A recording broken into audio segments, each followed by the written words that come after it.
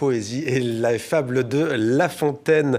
On en vient à vous, Isabelle Saya-Baudis. Alors d'abord, vous nous plongez dans l'histoire de ces fables, mais celles et ceux qui nous regardent, certaines et certains le savent, d'autres peut-être pas.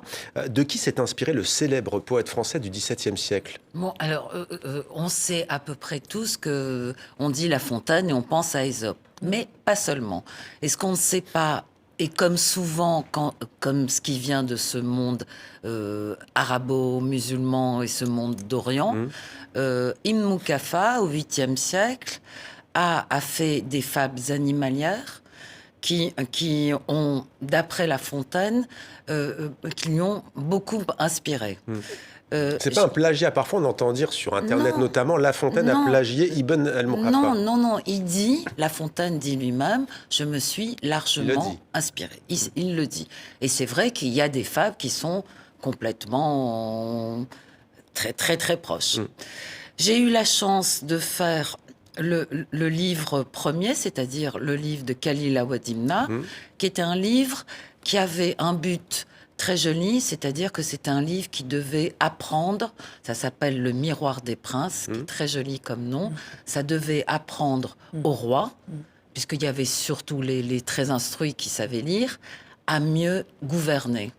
Donc c'est les petits travers des hommes qui sont mis dans la peau de chacal, là. Et c'est traduit de l'arabe par André Miquel, le regretté.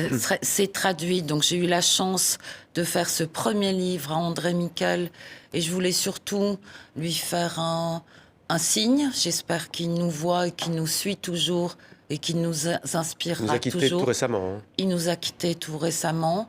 Donc André Miquel, ça a été son premier travail d'arabisant. Il a traduit ce texte fondamental qui rapproche. Parce que, en fait, moi, André Miquel, évidemment, je pense qu'il a fait 80 livres pour dire que l'autre vous ressemblait et que regardez, et qu'on ne connaissait pas très bien. Et moi, à mon petit niveau aussi, ma maison d'édition essaye de montrer combien l'autre, qu'on ne connaît pas, est proche.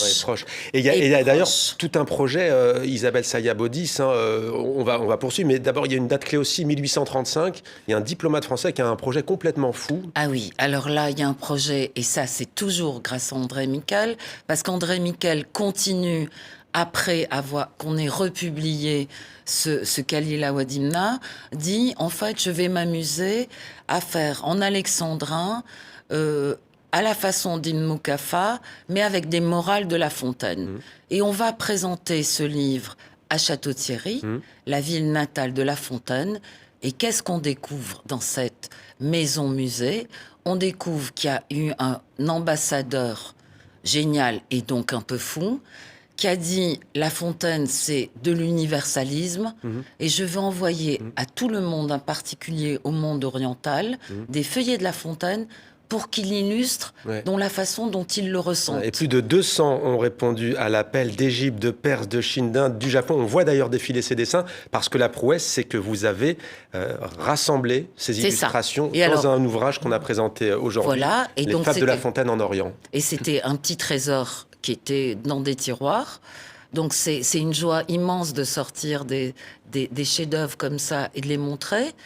Et de voir aussi combien donc d'Ibn Moukafa qui a inspiré La Fontaine, et La Fontaine qui peut inspirer des peintres du monde entier. La cigale et la fourmi, le corbeau et le renard, le coq et le renard, certains sont plus connus que d'autres de ces contes. Les animaux malades de la peste, alors là, déclinent en Abyssinie, en Chine et en Inde. Allez, votre préféré?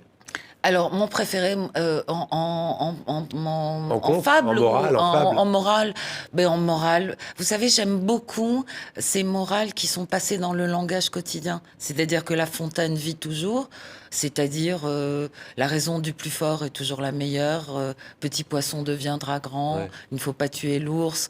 Tout ça, c'est du La Fontaine. Rien ne sert de courir. Et tout ça, on a tous du La Fontaine, et sans le savoir, un peu d'Ibn Moukafa. Donc, c'est très joli aussi de voir ces chaînes, et c'est très joli aussi de se rendre compte combien l'autre vous a donné, que vous l'avez transformé et que le chemin continue. Et moi, c'est ce que c'est le message de votre projet.